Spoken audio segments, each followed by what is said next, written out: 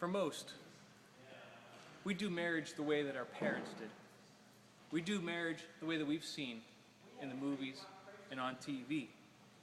I ask you this morning to visualize what a perfect marriage may look like. My wife and I have been married for 13 years. We recently celebrated our anniversary. I'm the child of divorced parents. They were divorced when I was 9 years old. And I'm currently studying Christian counseling at Liberty University online. Marriage is meant to be a lifelong commitment between one man and one woman. Trouble in marriage is to be expected, but if treated as an opportunity to grow, trouble does not have to mean an end to a relationship. Divorce happens, let's be honest. But if the causes of divorce are treated and prevented, couldn't we succeed in ending divorce altogether? By promoting an all-in philosophy and equipping men and women with the tools that they need, we could end divorce. But it must begin with each person accepting the personal responsibility that they have. Divorce is happening at an alarming rate. Everyone has heard the statistics that nearly 50% of all marriages end in divorce today. That means that either your marriage or your neighbor's marriage is going to end in a divorce. Some of the major issues that people list as causes for their divorce on websites, they all agree.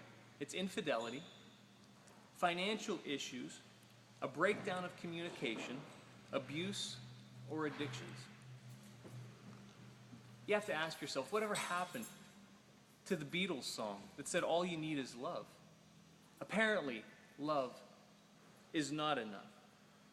For a woman, love is vital. For a man, he may not look at love in the same way, but a man demands respect. A man requires respect in a relationship. Ephesians 5:33 says that, however, each one of you must also love his wife as he loves himself, and the wife must respect her husband. Every woman is looking to be loved. Every wife must respect her husband, according to scriptures. But you have to ask yourself, are men and women too different? Is there too much of a difference between a man and a woman, really, to create a perfect relationship? Communication between men and women is different. In a book written by Gary Chapman called The 5 Love Languages, he talks about two people in a relationship that are separated by a common language. Wouldn't it be nice if when we got married, if they handed us a handbook and said, this is what you need, this is your recipe for success? Unfortunately, they don't. Men and women think differently. The way that we process information is different. In a book written called Men Are Like Waffles, Women Are Like Spaghetti, we realize that men and women process information in a different way. Men think in terms of compartmentalization. Men can only think about one thing at a time. Have you ever tried to talk to a man while he was watching a football game? It's amazing to me that they actually serve food at stadiums. How can a man possibly eat something while he's watching a football game? Have you ever held a conversation with a woman? You need a roadmap and an atlas in order most of the time to keep up with the conversation.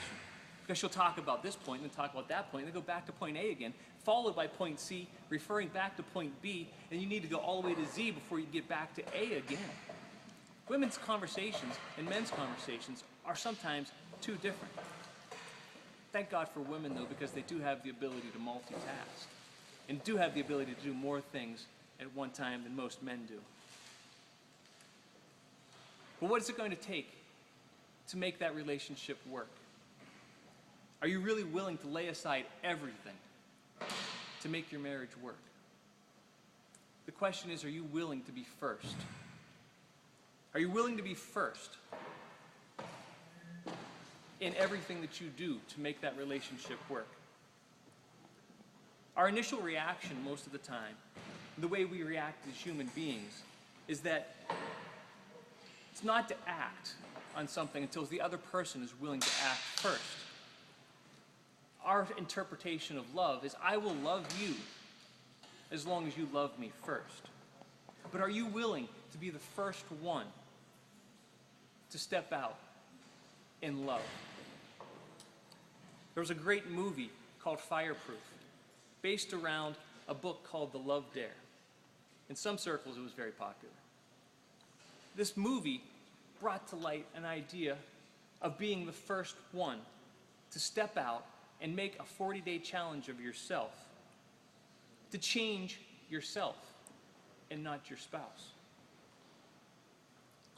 By doing so, it turns the pursuer, it turns the man or the woman into the pursuer. The other option that you have is to go to counseling. Let me give you a piece of advice, though. Never suggest counseling in the midst of a fight. Never be the one to say, in the middle of a fight, we need to go to counseling. But are you willing to be the first one to step up and say, let's try counseling? Piece of advice, never try it in the middle of a fight. Wait until there's happiness. My wife and I went through counseling. In the midst of counseling, we laughed together, we cried together. Our counseling was marriage enrichment. It was to promote a better relationship in the midst of the two of us. Marriage enrichment can do that. It can take a normal relationship and turn it into a great relationship. See, we wanted our marriage not just to be good, but to be great. In the midst of counseling, we learned the tools that were necessary for our relationship to survive. I'd like to read you a quote from The Love Dare.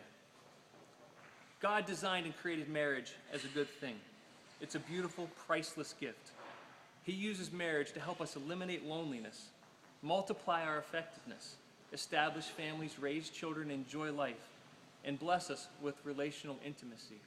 But beyond this, marriage also shows us our need to grow and deal with our own issues and self-centeredness through the help of a lifelong partner. If we are teachable, we will learn to do the one thing that is most important in marriage, to love. This powerful union provides the path for you to learn how to love another imperfect person unconditionally. It is wonderful. It is difficult. It is changing.